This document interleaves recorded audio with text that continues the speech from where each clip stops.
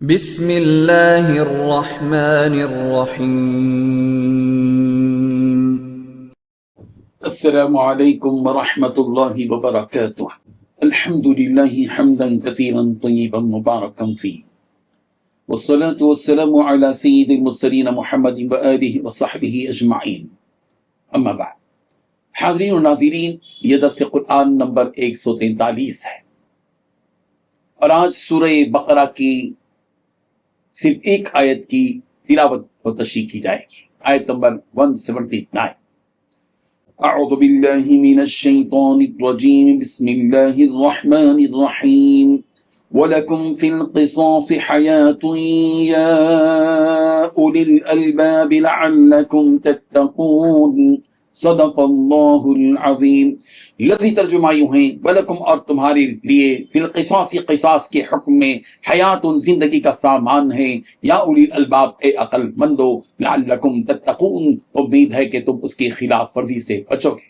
ترجمہ یوں ہے، اور اے عقل رکھنے والو، تمہارے لیے قصاص میں زندگی کا سامان ہے، امید ہے کہ تم اس کی خلاف ورزی سے بچو گے۔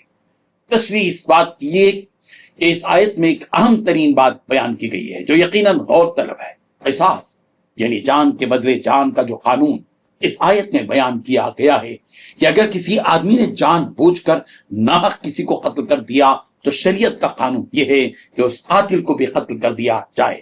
بظاہر اس قانون کی وجہ سے یہ بات ذہن میں آتی ہے کہ جب ایک کی جان چلی گئی تو پھر ایک اور جان کیوں جائے؟ بظاہر یہاں قاتل کی بھی موت نظر آ رہی ہے، لیکن حقیقت یہ ہے کہ قاتل کو قتل کرنے ہی میں امت کے حق میں زندگی ہے، اس لیے کہ جب جان کے بدلے جان کا قانون نافذ ہو جائے گا تو دوسرے لوگ اس ایک قتل سے سبق حاصل کریں گے۔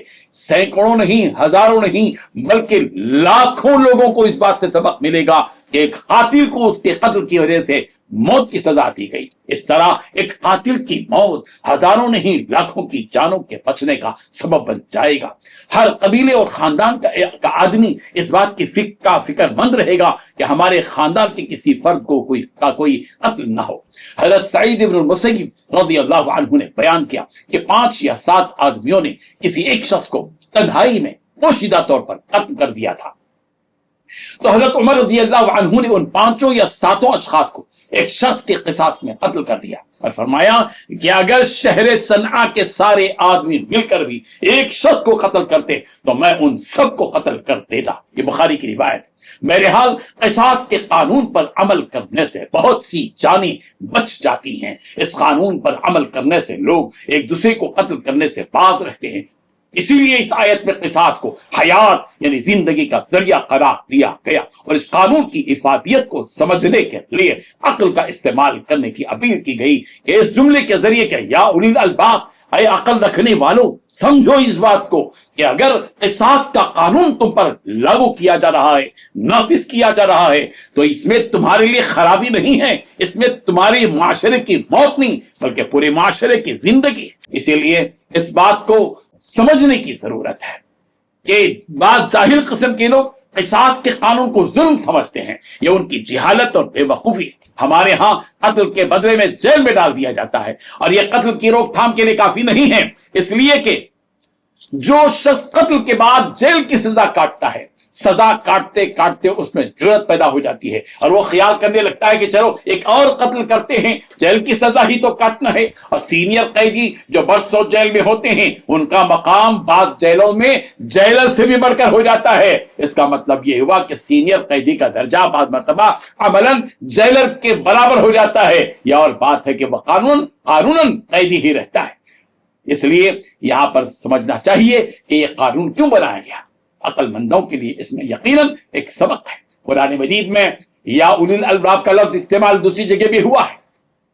سورہ بقرہ کی آیت نمبر 197 میں ہے، وَاتَّقُونِ یا اولی الالباب، اے عقل مندو مجھ ہی سے ڈرو۔ اور سورہ آل عمران کی آیت نمبر 190 میں ہے، لَآیَاتٍ لِأُولِي الْأَلْبَابِ، اور سورہ مائدہ کی آیت نمبر 100 میں ہے، فَاتَّقُوا اللَّهَ يَا أُولِي الْأَلْبَابِ لَعَلَّكُمْ تُفْلِحُونَ، بس اللہ سے ڈرو اے عقل مندو تاکہ تم کامیابی حاصل کرو۔ سورہ یوسف کی آیت نمبر 11 میں ہے، لَقَدْ كَانَ فِي قَصَصِهِمْ عِبْرَةٌ لِأُولِي الْأَلْبَابِ، کہ ان کے قصوں میں عبرت ہے عقل مندوں کے لیے۔ اور تتقون کا لفظ، یتقون اور تتقون کا لفظ جو یہاں استعمال کیا گیا لعلکم تتقون، یہ لفظ قرآن مجید کی مختلف آیات میں آیا ہے۔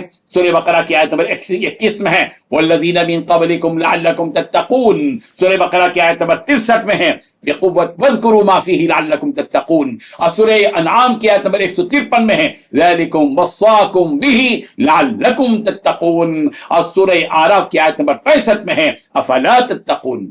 اور لفظ حیات کا جو استعمال کیا گیا ہے قرآن مجید کی مختلف آیات میں، سورہ بقرہ کی آیت نمبر 86 میں اولئک الذین اشتروا الحیات الدنیا بالآخرہ، اور سورہ بقرہ کی آیت نمبر 204 میں ہے کہ من یعجبک قولہ فی الحیات الدنیا، اور متاع الحیات الدنیا بھی ہے۔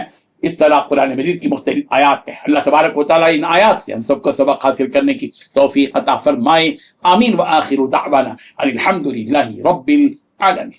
ڈیلی درس قرآن کو سبسکرائب کیجئے، اپنے تاثرات اور مشورے ارسال کیجئے، اور متعلقین کے گروپ بنا کر انہیں روزانہ درس قرآن بھیجیں اور اجر ثواب پائیں۔